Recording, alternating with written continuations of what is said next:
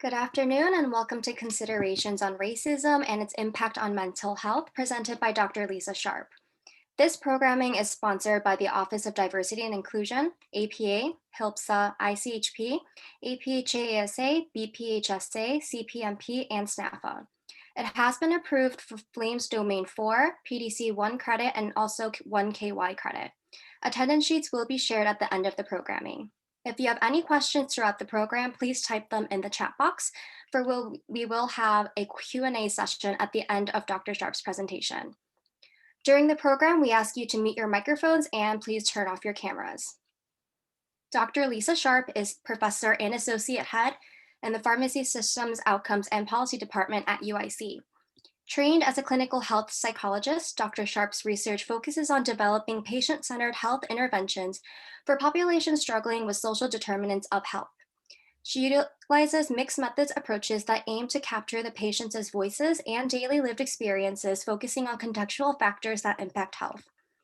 Her research has been funded by the National Institutes of Health as a principal investigator for over 13 years. She is also interested in integrating technology into delivery of her interventions with an eye for those at risk for being lost in a digital divide. And without further ado, we have Dr. Sharp. Thank you so much, Eunice. I appreciate that. That was a mouthful. I don't know if those of you out there are anything like myself, but over the last year, I've gotten a lot more selective about what additional online talks or webinars I attend. And with that in mind, I sincerely appreciate you all being here today, if you're anything like me with that. My qualifications for giving this talk today stem around primarily my training as a clinical psychologist, where I've got some knowledge and experience in the realm of mental health and psychological well-being. However, in the terms of racism, my heritage is largely as a white European, European American specifically, and I do have some Native American heritage as well. However, throughout my entire life, the world has treated me as a white person, a white woman. And as such, I just need to acknowledge that I've benefited from the privileges and from the systems that we have that value whites over other skin colors, individuals with other skin colors. So to that end, I'm talking to you about racism today without having personally experienced racism. And what I hope to do is, I am aware of that, and everyone listening should be aware of that. What I hope to do today is to magnify the voices and the experiences of others in a way that ideally we would like them to do, but in this format, we just can't do that. So this is the APA, and I realized for many of you that means the American Pharmaceutical Association, but in this case, I'm referring to the American Psychological Association. So the American Psychological Association is the largest group nationally for psychologists, and they have come out with a statement talking about we're living in a racism pandemic. And they're not unique in saying this. Many different organizations and professional groups have come out with very similar statements. And on the one hand, while this seems obvious and perhaps to some of us, kind of silly, there is an importance to this in that it's keeping the discussion open and it's acknowledging things that there are still people in the United States that just turn their back on racism and say it doesn't exist. My goal of this slide is to just kind of put out there a fact that I'm starting from, which is that racism, individuals who suffer from racism, who are the target of racism, experience adverse consequences because of that. And not just consequences in terms of their well-being is hindered, their psychological well-being is hurt by that, but also their physical well-being is hurt by that. Statements that have been put out here again by the APA, they talk about that we're living in a racism pandemic. It's taken a heavy psychological toll on our African American citizens. Racism's associated, and there's a very large body of literature in this area showing that racism, individuals that experience racism are at risk for having a range of different psychological consequences. It can be depression, anxiety, but also post-traumatic stress disorder related specifically to racial trauma. We're going to talk a little bit about that as well, because unfortunately there's been a lot of racial trauma. I don't know that the racial trauma has actually increased, but it's very visible. We've seen it play out on the news, and so it's been in people's faces, and also substance use disorders. Now, one of the things I want to also let you know up front here, I don't think, so I'm clearly saying as fact that individuals who experience racism are at risk for having an adverse well-being. Their well-being is hurt by that. Their mental health can be adversely impacted by that. But I'm not going to focus my talk on going through the different mental health diagnoses and the epidemiology of that, because I don't think that's helpful. I don't think for where we are now. That's another talk, another focus. What I want to talk about today is the racism piece of this. And I'm hoping my goal is, in addition to amplifying voices with just a few experiences that people have had related to racism, that I can also increase our awareness. Those of you out there, white individuals, increase our awareness and all of our understanding of how racism works and really the harm that comes from being exposed to the racist kind of events that we have going on in our world. So that's where I'm going to start from. I want to ask a question. I want each of you to just stop and think to yourself, how do you feel about talking about racism? How do you feel? How do you feel if you're talking to a white person about racism, or talking to a Black person about racism, or talking to someone of a different color skin about racism? Does it vary?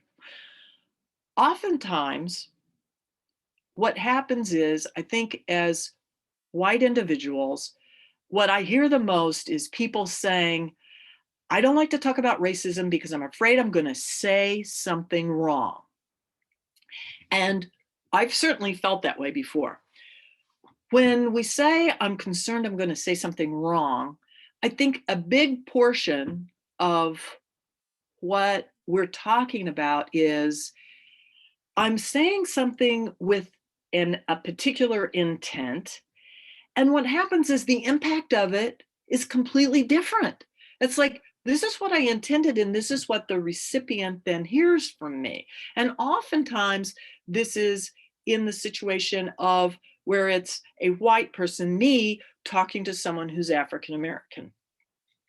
And I said, well, this is what I meant. Why did you interpret it that way? The impact of it is very different. And we want to make it about us as white people, as the person delivering it. Look, you need to focus on my intent. And so we engage in a conversation to explain what our intention was, instead of stopping and listening to the other person to understand the impact of that.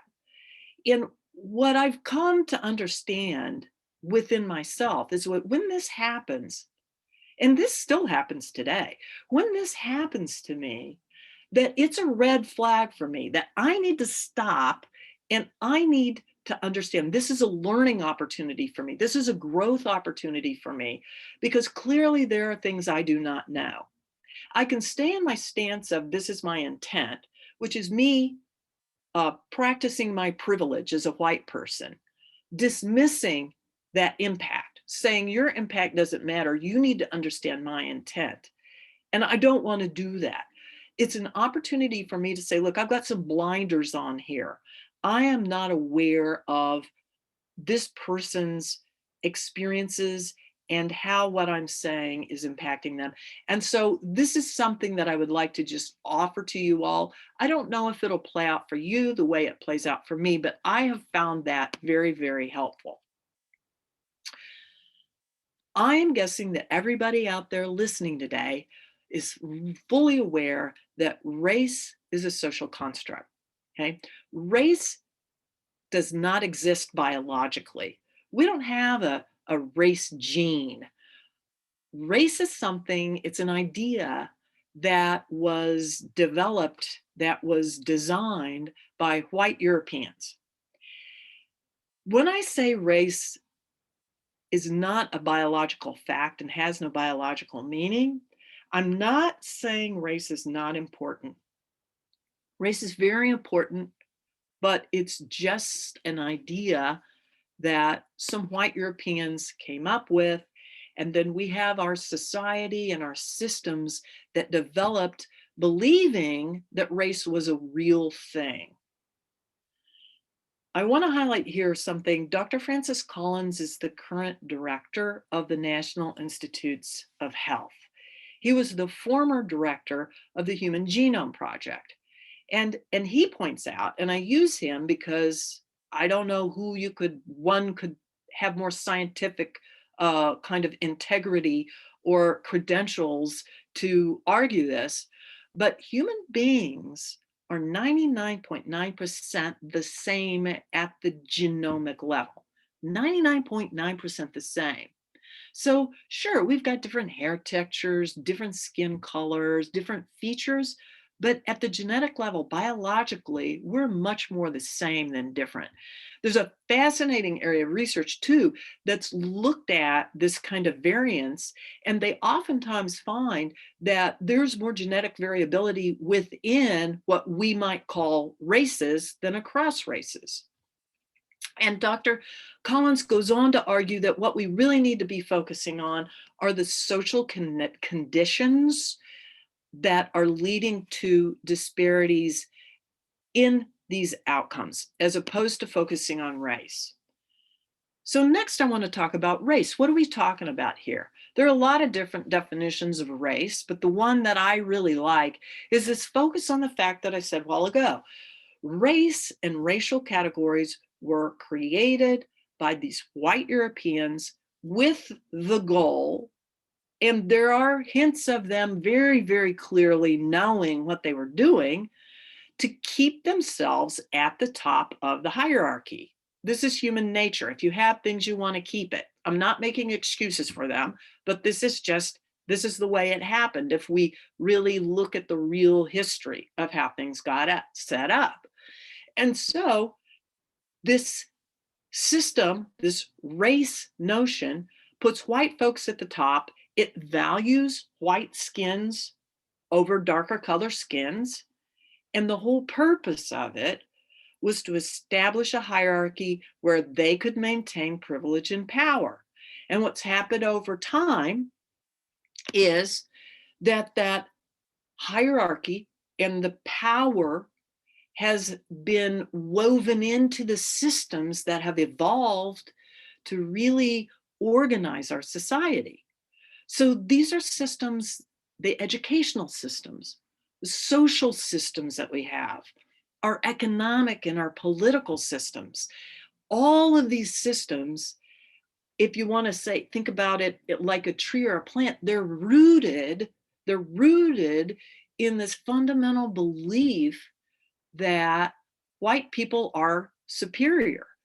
And there are benefits that I get because of the system. And the problem is that we're so embedded in the system as white people. We're so used to these privileges that we take them for granted and we don't see them. And we have to really work to, we have to really, really work in order to be able to see them and to understand them. So we're functioning in this system that's full of what we call systemic racism or structural racism. That is to say, it's set up again to oppress people who don't have white skin, who don't look like us, and exclude them. In participating in these systems, if we keep our awareness low, if we ignore, if we have blinders on, we're participating in a system that allows us to benefit.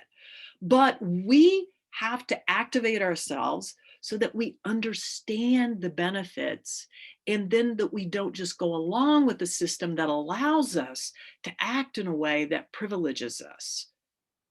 We have to, even though the system allows us to act in certain ways, decide not to. I want to spend just a few minutes here going over a couple of examples about, to really highlight what structural racism is, and also talk about the privileges or the benefits that I have. So, Starbucks, a few years back in Philadelphia, you may have heard of this. There was an African American gentleman who came in, goes up to the counter, and asks if he can have the key or the code because he wants to use the restroom. The manager says to him, "No, this is for paying customers only. If you buy something, you can." The gentleman goes and sits down. Couple seconds later, his friend comes and joins him. Okay. What happens next is that the manager phones the police, says to the police, there are two gentlemen here, two men here who are refusing to buy anything and they're refusing to leave. Okay. The police come, they arrest the men and take them in. The time that passed between the gentleman asking her if he could go to the bathroom and her calling the police is 2 minutes, 120 seconds. And she's calling the police, and the police arrive and arrest him. That would never happen to me. I could go into any Starbucks and I could do the exact same thing, and they're not going to call the police. I could probably sit there all day long on my computer and work, and that would never happen to me because I'm white, because there are stereotypes and there are all sorts of messages put out there that are false about African Americans, about African American men in particular. And the manager within that situation jumped to believe some of those stereotypes. She also had the privilege of the policing system that is almost always going to listen to the white person. I'm going to say always listen to the white person above the person of color. And that's not bashing the police. The policing system is full of systemic structural racism as well. Now, the thing I also find interesting in this situation, if you see the man in the silver vest there, he's explaining to the police officer that these gentlemen did nothing. They were quietly sitting there, and in fact, they were waiting for their third partner to come and join them.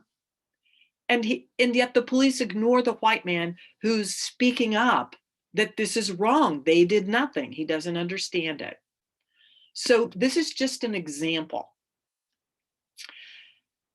In the electoral system, we just have example after example after example of structural racism. The 15th Amendment was passed with the idea that African American men could have the right to vote. But what happened in the South is we had poll taxes, so people had to pay, which was a barrier for poor African Americans. Then we had also literacy tests. So you had to pass a test if you're an African American before you could vote. Many of the white folks couldn't pass that test. People were coming to the polls and they were being told, "You're here the wrong day. You shouldn't be here. This is not the right poll for you." All sorts of continued oppression, even after voting was allegedly legal. Then we have the Voters' Right Act. And then we have 2020, where voter suppression is still alive and well. African Americans are still fighting for the right to vote. Right now, in Georgia, I just read this over the weekend. Many of you may know this. Right now in Georgia, they're trying to make it so that there's no voting on Sundays in Georgia. prohibit voting on Sundays. Now, why might that be? Well, it is the case that a portion of African Americans who worship in churches vote in their churches. It's called souls to the polls.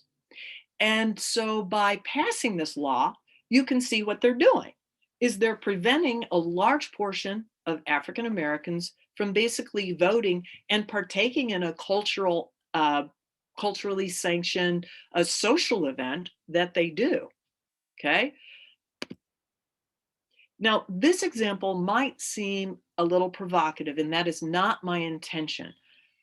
This example comes from my religion, from the religion I practice in Christianity. I grew up in church seeing images of Jesus, the Son of God, in my faith as a white man. He was always white, and I always saw it as such. As I got older, I started wondering about that. I mean, we really don't even know what Jesus looked like. But why was this? This particular photograph here of Jesus is the most highly reproduced image of Jesus that there has ever been. And it turns out there's a fascinating story behind it. And there's a book, at least one book, if not more, written on it. But I started thinking about this is a privilege. I can walk into many churches, and I know I'm going to see some image of a white Jesus. People of color don't have that benefit. I hope that in their churches of worship that they are seeing images of a Jesus that reflects them, that mirrors them. But if they walk into any of these other white churches, that's not going to be the case. That is a privilege. So I'd say, even within my religion, there's clear evidence of structural racism. And thankfully, this is something that's being talked about and being explored. So those are just a few examples of numerous. I bet if I talk to you guys, you could come up with additional examples, but those are structural racism, the effects of that. And the harm, imagine that, the harm if you're those individuals. I want to now, oftentimes we focus when we talk about racism on, I think, adults, but it's very important for us to recognize that racism happens throughout a person's life. This is just a statement from the American Academy of Pediatrics, and many organizations have put out these kind of statements. But the thing that I really struck me here is they're acknowledging that individuals are impacted by racism while they're still in the womb because of the history and the experiences of mothers and fathers that is internalized with them. I want to talk about one example of systemic racism within the educational system. And to me, this one is the one that hurts literally every single one of us in our society. And I'm going to tell you why in a second. The bias, the racism that we have within our educational system, and I'm not saying that the teachers are racist. That's another thing I guess I need to clarify. You know, it used to be that we've got individuals and we're calling them racist and them racist and them racist. And you know, these days I think what's more helpful, or the way I tend to think about this, is that it's the system that's racist. Sure, there are individuals that don't think racism exists, and they can do very harmful things. But where the harm, the real harm is coming is in these systems that are truly oppressing people. And that's, again, the piece I want to focus on today. And the educational system here is diminishing, it's impacting, it's putting up barriers to African American kids and other kids of color being able to reach their full potential. So this is pretty much a landmark study that came out in 2005 by the Yale Child Study Center. This is a study that focused on basically these Head Start programs. So these are educational enrichment programs that are offered to kids that are typically between the ages of 2, 3, 4, 5, 2 and 5, before they go to kindergarten. They're educational enrichment programs that are shown, proven to be very beneficial, because when the kids who've been in these programs start school, the trajectory of their education is higher. They start at a higher level. They have more skills. They're prepared to really take kindergarten and be able to use it to continue growing and learning. So these are very valuable programs. I didn't even know this. They expel kids from these educational enrichment programs. We're talking kids 2 to 5 years old. They're expelling them. And if you look at this, the rates in 2005, African American kids were almost 2 times more likely than white children to be expelled from these educational programs. Now, the problem is they're kicked out. They can't come back. They don't benefit from this. Okay. This study's been replicated more recently, and it continues to be a problem. However, the real question is like, why? What's going on here? So, excuse me, they conducted some additional study where they brought in teachers in these programs and they showed them some clips of video that was just classroom behavior. They instructed the teachers, let us know when you see some kind of behavior that you're suspicious or that you think is going to evolve into more problematic behavior. We want to try to recognize the problem and intervene early. So watch these and let us know. And they're classroom videos they've taken, all sorts of different kids. What they do also, though, is they've got an eye tracker set up because they want to see where in this video are these teachers looking. What they find is that many of the teachers spend an inordinate amount of time or spend more time looking at the kids of color, and particularly the African American boys. And it turns out they identify more times than not that the African American boys are the ones involved in this behavior that they're concerned might evolve into problems. They took those videos and they had objective people just review them without this additional information, and that seemed to be there was no difference. There was no observable difference in the behaviors in the kids. So this is argued to be this kind of implicit bias that some teachers may have. I again want to caution that the benefit, the education from this is not pointing to those teachers have bias, because we all have biases. This is a system, an educational system, quite frankly, that just allows teachers to expel students instead of trying to work out the resources to work out the issues. What happens when these kids are expelled from early education? And then we also know there are big problems in the educational system beyond that, where many African American boys end up being kind of sidetracked or put on this track where they're going to be involved in the social justice system. I'm sorry, not social justice, in the justice system, in the prison system, because nobody believes in them. This is lost human potential. These are African American individuals that manage to maneuver through these structural barriers and succeed.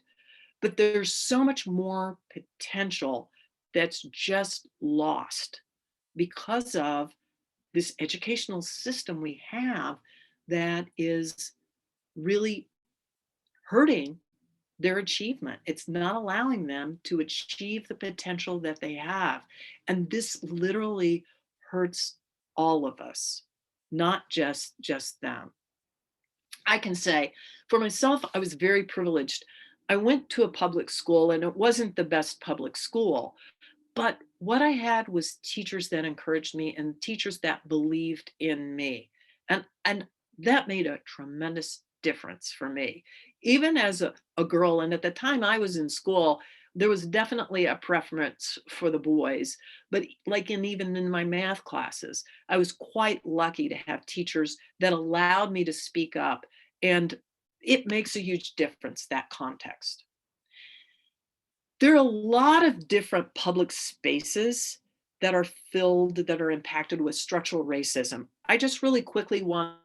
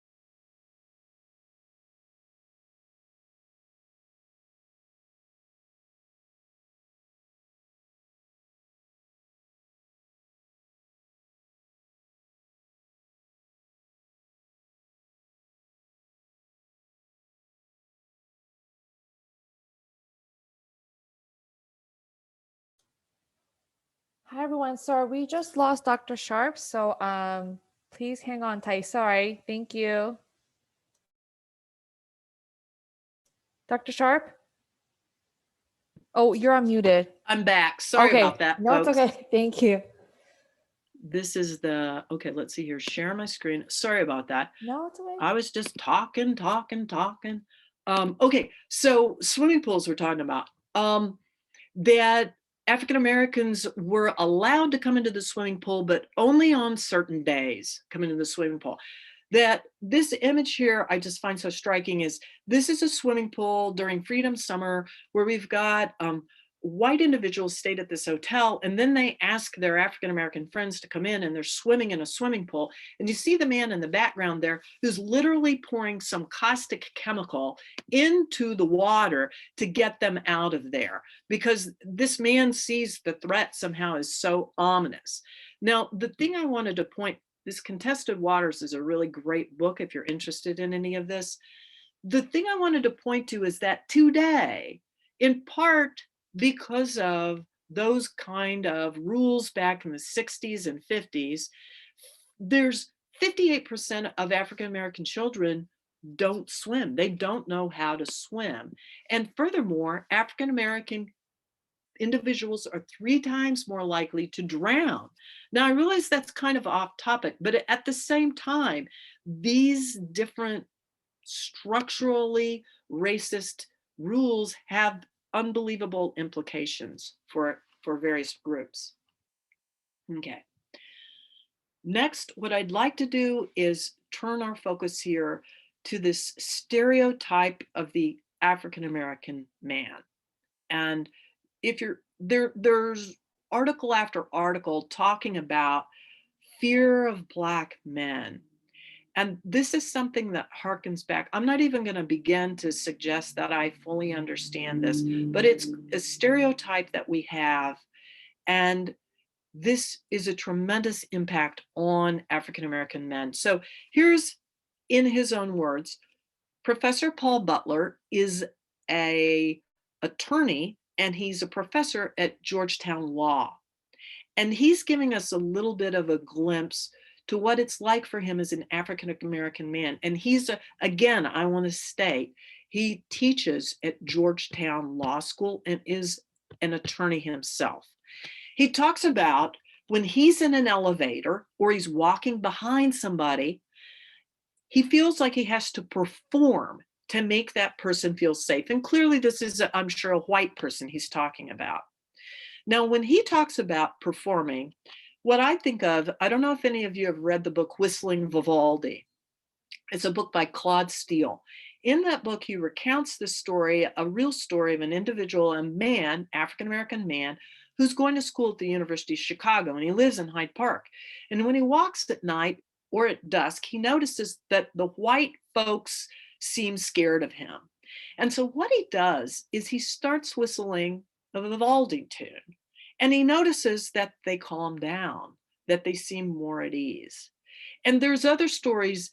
Another African American that I read, he told a story about how he whistles songs from different movies. That Frozen was one in particular because he had little girls and they loved Frozen. And that when he would whistle, these, in my mind, are examples of what Professor Butler's talking about. He has to perform to take care of the white folks. And to him, this feels like he's having to apologize for for his existence. I can say I have never felt like I had to perform. Perhaps if I go for a job interview or something like that, but that's not what Professor Butler's talking about. This is potentially on a day-to-day level that he's got to somehow apologize for his existence because it's threatening us. He talks about being in an elevator with a white woman and he has to look down to keep her from feeling uncomfortable. That this is his way of expressing some kind of subservience that has nothing, it's based in no reality in terms of him. He says it's like excuse poor black me. These are privileges. I am never going to have to do these things. And even if I'm a white man, I'm not going to have to do these things. And you can hear him now talking about how this makes him really angry and it's exhausting for him. And a lot of African American men talk about the exhaustion that comes from this. And this is an example of how we as white people also have the privilege of really not paying much attention to our skin color or to our race, if you will. However, people of color, particularly African American men, perhaps, are constantly reminded of their skin color because of the way the world treats them, because of the benefits that I get for doing nothing, and they're, they don't have access to that. This is an example. Vince Dixon is a really interesting gentleman. He, in 2017, spent the summer in New York City. He noticed women clutching their purses when he came around. So he decided one summer of 2017 that he was going to pay more attention to this. And he approached this really as a scientific exploration because he wanted to know what was going on. And so he documented these events very closely. He thought, like, is it a particular kind of woman? Is it a certain time of day? What's going on? He really wanted to break it down and understand it. And what he discovered at the end of the day was that he called it an invisible anti-Black boundary that particularly white people have around us. We have this invisible boundary. And if an African American crosses over that boundary, that's when we start feeling afraid, feeling threatened somehow, and start clutching or looking concerned. But if they stay outside of that invisible boundary, that it's okay, it's acceptable. And the boundaries in different places for different people. This is something for us to think about. Where is our boundary? What do we convey to people of color when they get close enough to us? Racial trauma is a particularly important and relevant concept right now that is contributing to post-traumatic stress syndrome and post-traumatic stress disorder in individuals who are experiencing, they're watching these videos of police murders. And us as white people find it disturbing. But if I think about this from an African American person's point, and I've talked to a few people about this, that they see that as their son, as their husband, as their brother, as their uncle. These are family members. These are loved ones being murdered or potentially being murdered. Women talk about how fearful they are when their kids leave the house because they can't protect them. It's dangerous for African Americans to be out and about because they might pull out their cell phone. Again, this is really about the problems in our policing system and this structural racism that allows over policing of communities of color. It promulgates stereotypes, and it allows the officers to respond to their fear in ways that harm individuals. So those experiences result in racial trauma to individuals of color.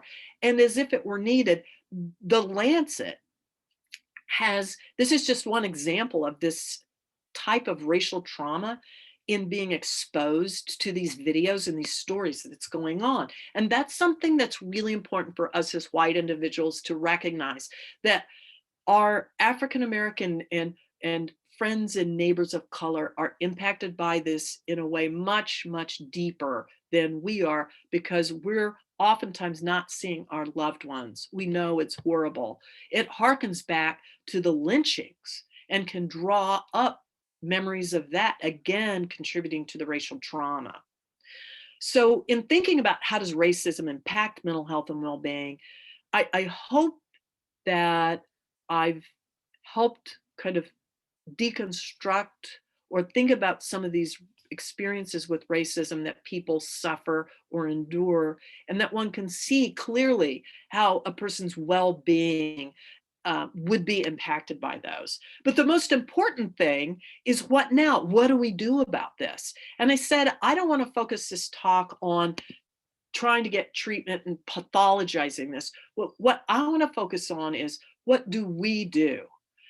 I have really come around to where I more and more see racism as a white problem.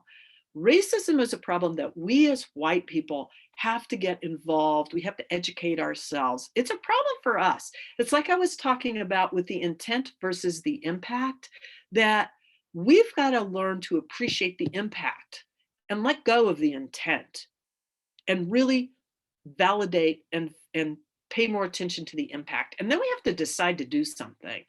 Now, a lot of times I know, and I've been in this state before too. Well, I want to do something, but what do I do? What do I do? And basically, just do anything besides sit there. One of the things that I am constantly trying to do this, because I find it's humbling to me, because I recognize how much my blinders are still very much on me, is to try to be aware of the privileges that I have because I'm white. I take these for granted, a lot of these privileges, and try to just be aware of them. And if I'm more aware of them, I think for me, it just makes me much more aware of what others don't have, and try to figure out how I could use that privilege in a different way. Whenever we talk about privilege for white people, it's very, very common that people say, well, I've had a hard life too. I want to be very clear. When I talk about white privilege, I'm not saying that other folks out there who are white, that you haven't had a hard life or that you haven't had a hard time. What white privilege is talking about is that of your difficult experiences, a portion of those weren't as difficult as they would have been if you had dark skin. There's an intersectionality here of skin color or race, if you will, with income level and socioeconomic status, or your social status. These things intersect, and I'm pulling out the privilege that comes as a result of having white skin. And that is something that white people, all of us, do have. So trying to piece that out, not diminishing the hardships that you've had. Another thing to do is seek out diversity. We live in Chicago. It's among the most diverse cities in the nation.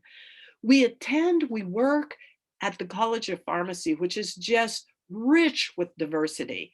One of the things I miss the most about teaching in the College of Pharmacy is I don't get to see the diversity amongst the students.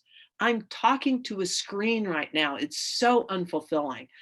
When I'm teaching the classroom, I love looking out, and it's just a beautiful mix of diversity out there. Immerse yourself in that diversity. There's outrageous amounts of information out there. There are books to read. There are some fantastic podcasts, and there are wonderful YouTube videos as well. This is easy to do. It doesn't take a lot of time. When you're out and about, pay attention to that invisible anti-Black boundary. Recognize when you start feeling somehow like you're on edge. And why is that? Look around, understand that more. And then finally, this gets back to this issue of racial trauma. It's, I think it's really important for me when when an event happens, and I've had many wonderful colleagues that have done this.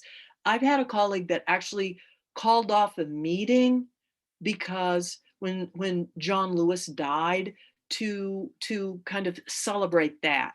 But check in just to make sure how our African American colleagues, neighbors, friends, acquaintances are doing with all that's going on in our world these days. We want to speak up when we witness social injustices. First of all, we have to be able to see them, right? And that's what this whole concept of woke is about, is being able to see these injustices, being able to understand how the systems are set up, that we get benefits that we don't see, we take them for granted. We don't see them because we always get them. But our friends of color who don't have access, it's important that we recognize that and that we're willing to stand up and speak up. These are just a few resources, just very few. Some of them I pulled upon here, but I want to open it up for discussion at this point. Thanks for your Thank you. attention. Sure. Thank you, Dr. Sharp, about this presentation was very informative. And at this time, we would like to open up the floor for questions.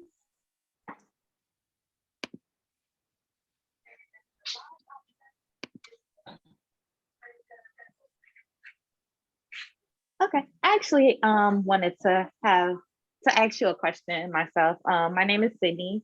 I'm a current P3, and I am of African American descent. And I wanted to go back to what you were saying about Chicago being very diverse. Mhm. It is diverse, but essentially, it is also somewhat still segregated, as a lot of the African Americans are pushed towards what we call ghettos.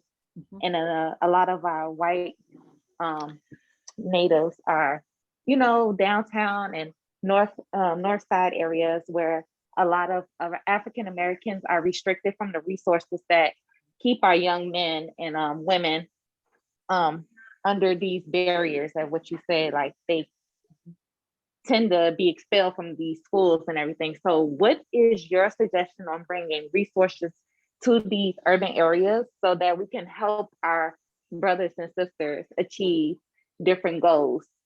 Mhm. That's a I agree with everything. I mean, you've stated it beautifully, the situation, because you're absolutely right. The the diversity is abounds in Chicago, but I should have said that. Chicago is also among the most segregated cities in the US as well. And it's a shame. How do we bring resources to communities that are hurting, that have disinvestment? Um, gosh, I think if, on a personal level, I think volunteering for organizations that will go into different communities and help them out. Um, I know that those opportunities abound. Those aren't going to change things. I think uh, depending on who one is and where one is, that your ability to actually enact change is going to vary, right? So I may go in and I may volunteer at some kind of a health fair. I know there's some individuals at UIC who are leading efforts to try to increase access to the COVID vaccination. And clearly there are issues with that because there's legitimate concerns about trust. But what we really need, I think, are big businesses investing in these neighborhoods and bringing in resources. I think, however, it might just my own personal thinking on this is we've got to start out by addressing issues in the educational system, because we can't just go in and put a band-aid on. I mean, I think the thing is we really want long-lasting change.